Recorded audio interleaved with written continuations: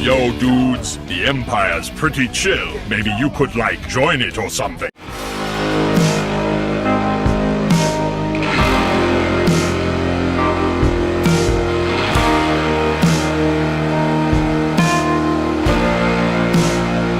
Hey everyone, Lucimus Prime here, and welcome to the next episode of Movie That Didn't Need a Sequel. Now, in today's video, guys, I'm going to be covering an example of an action movie which, in my opinion, did not need a sequel, and in my opinion, was best staying as one movie alone. And this film has one of my favourite roles of all time from Vin Diesel. And no, guys, it's not going to be, of course, Dominic Toretto or character played by Vin Diesel, because in my opinion, Fast and Furious is only 7 movies to me, not just a standalone movie like this one I'm going to be covering. And no, it's not going to be the Riddick films, because I actually do like those movies and I want to see more of that franchise for sure. However, this film, in my opinion, starring Vin Diesel, should have only stood as one movie. And this is for a film from 2002, directed by Rob Cohen, which, of course, as you see by the title and I'm guessing by the thumbnail, it is, of course, none other than 2002's Triple X, or XXX if you want to call it, but I call it Triple X. So yeah, now, this, in my opinion, is an underrated action movie, which I think is definitely a very fun, guilty pleasure to watch. And it's similar, in my opinion, to things like, say, James Bond or anything like that, really. And it's definitely, in my opinion, a fun, turn-your-brain-off movie, in my opinion. Vin Diesel is great as the character Xander Cage and has a great cast of supporting actors. My favourite, of course, being the legendary Samuel L. Jackson as his character, Agent Augustus Gibbons. A very badass character, in my opinion. And the film, in my opinion, was a very fun movie. And in my opinion, the film should have stayed on its own, because it had a great ending, in my opinion, where, of course, at the end of the movie, the Czech military are preparing to destroy Ahab with airstrikes, though this will release some of the biochemical agents. Xander Cage and his associate Yelena take his car, now heavily modified by Agent Shavers, to race alongside a river to catch up to Ahab. Cage harpoons the drone, crosses over it, and disables the weapon moments before it goes off. Cage and Yelena are recovered, and Gibbons follows through on his promises. And in the conclusion, Cage and Yelena are relaxing in Bora Bora, when Gibbons contacts Cage to offer him another mission, but Cage ignores him. So that's proof that Xander Cage doesn't want to be in missions anymore, and that should have been a way to end the franchise, because he's done now. So, as far as I'm concerned, guys, that is the end of Triple X. And in my opinion, there should not have been anything after it, because, yeah, it's clear from the ending that Xander Cage doesn't want to go on any more missions anymore, and there shouldn't have been anything after it. However, unfortunately, despite this great ending, which did not set up anything at all at the end, because Xander Cage didn't want to go on any more missions anymore, unfortunately, 2 sequels came out, and the first of the sequels is probably the most abysmal, though, in my opinion, which, of course, is none other than 2005's Triple X State of Union. Yeah, I really hate State of Union, guys, the second movie. It's a massive letdown and disgrace compared to the first movie, because this film I had a fun time watching, but the sequel I hated. I really hated the sequel. When it comes to a sequel, Vin Diesel and Rob Cohen were going to be returning for a sequel to do after the first film opened, but they both dropped out due to scripting issues, and you know what, I don't blame them.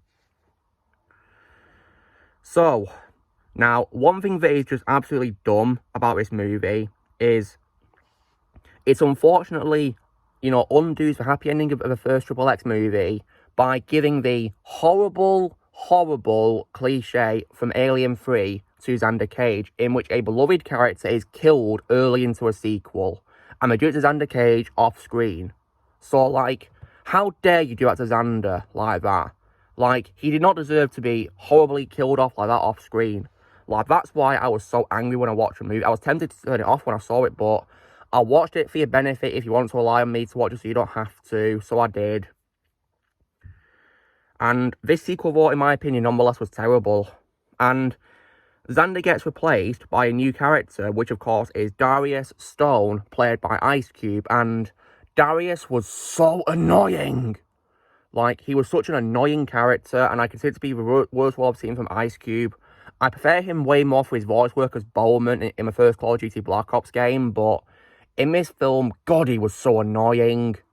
Like, he was nowhere near as badass or as likable, in my opinion, as Xander Cage.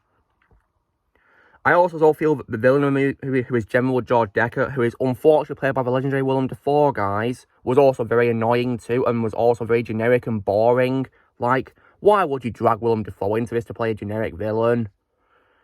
I mean, I consider it to be probably the second worst role I've seen from Willem Dafoe behind his role in Speed 2 Cruise Control, which is, you know, a garbage movie, which I've already covered in the series when I was ranting about it.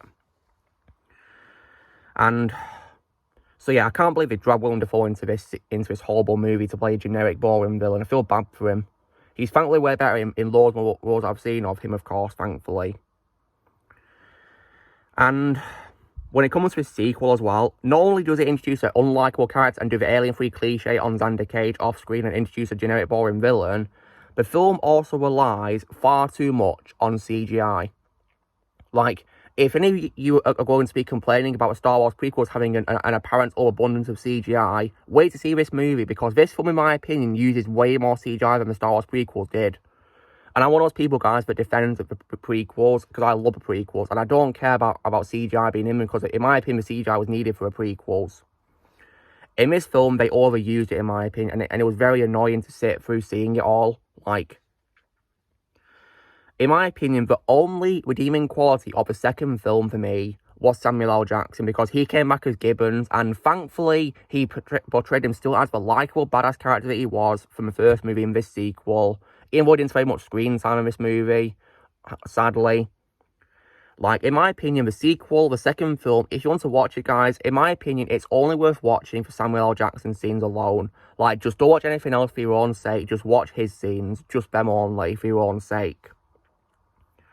Not only that, but also, the poster is also very misleading, because it shows what appears to be an airstrike on the US Capitol building in Washington, D.C., but it never happens in the movie. So you're very misleading right there.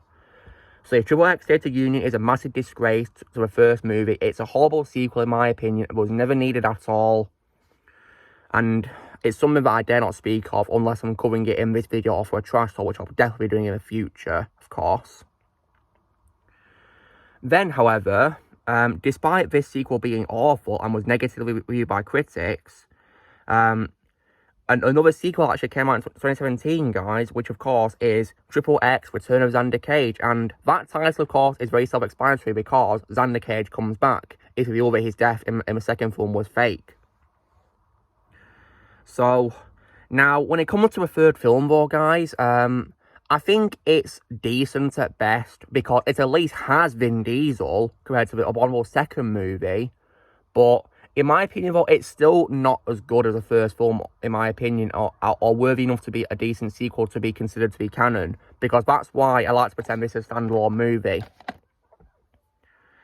So when it comes to the sequel, you know, while it is decent thanks to Vin Diesel coming back as Xander Cage, and it thankfully undoes his horrible death in the second movie off screen, you know, there's still some problems to do with this film, because Gibbons does come back, but unfortunately, he gets apparently the alien-free cliche at the start of the movie. So, like, how dare you do that to Samuel L. Jackson like that? I was absolutely livid when they did that to Samuel L. Jackson. And not only that, but it's also, thankfully, however, it's a fake death, because he comes back at the end of the movie. But yeah, I just don't like how they did that to Samuel L. Jackson. I was angry when they did that to him. Because Gibbons is a very fun character to watch, and unfortunately they wasted him, and he didn't appear again until the end, where he's revealed to have faked his death. And unfortunately, the ending scene with him is unfortunately sequel baiting, because it's going to be setting up more service to come from Xander Cage. When it comes to Xander's team in the movie, the only tolerable one, in my opinion, was probably Jang, who's played by Donnie Yen.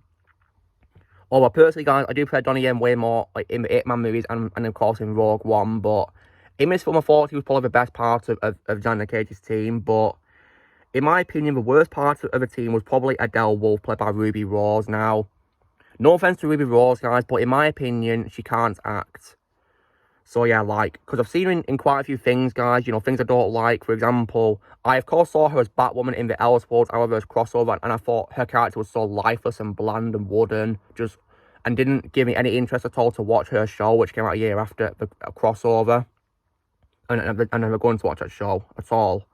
And she, of course, also pops up in Pitch Perfect 3, another sequel I do also hate. And, of course, also as well pops up in Resident Evil, the final chapter as well, which I saw. And she was annoying in all those films. Because, no offense, guys, but she can't act. And the only thing I can tolerate her in, of course, is John Wick 2. Because, thankfully, in that film, she says nothing. So, yeah, that made me tolerate her character in that movie. And also as well, when it comes to this movie, one thing the sequel also does, which I also hated, was I also did not like how they changed like the tone and the genre of the film. Because what I love about this film is I love how it's like a serious action movie, like with a serious tone. But what's annoying is in this third film they go for like a more comedic route with a genre, and that, in my opinion, didn't work, to be honest. Like, they overblows it with comedy, and it didn't work for me in the slightest, I'm afraid. So I wasn't happy about that. And it was pretty annoying, and unfortunately, Ice Cube's character from the second film does come back at the end of the movie, and that made me even more angry. So, yeah. Return of Xander Cage, in my opinion, guys, is only decent at best, because it at least has Vin Diesel compared to a second movie, which I think is abominable. So, when it comes to ratings, of course, I give this movie probably a very solid score, like maybe 8 out of 10. It's a very fun, guilty pleasure, turn off your brain movie, in my opinion, which, in my opinion, don't need a sequel. I give the abominable second movie, State of Union, a very bad score of 2 out of 10, only because of Samuel L. Jackson and scenes. And the third film, I give a 6 out of 10 at best, because in my opinion, it's decent thanks to Vin Diesel, but still not good enough to be considered a canon sequel to me. That's why I would like to say this is a standalone movie. So, yeah. So, guys, this is me doing the next episode of Movie Didn't Need a Sequel, where today I was covering why, in my opinion, Triple X from 2002, starring Vin Diesel, did not need a sequel. You know, drill, guys. Be sure to give this video a like. Also, be sure to let us know in the comments what you guys think of Triple X, if you've seen it. Let me know what you think of it. Do you think it needs a sequel or not? Let me know in the comments below. Because, yeah, as far as I'm concerned, this is only one film. Only on this film on Blu-ray. There's no going to own the sequels. I thankfully watch them on streaming services, guys, so I didn't waste my money on them. But yeah, there's no one to buy them. Hell no. I'll only own this movie. Also, be sure to join Team Prime by pressing subscribe in the future. If you would like to be a member, you can join if using a PC or laptop in the description. And I'll see you all later.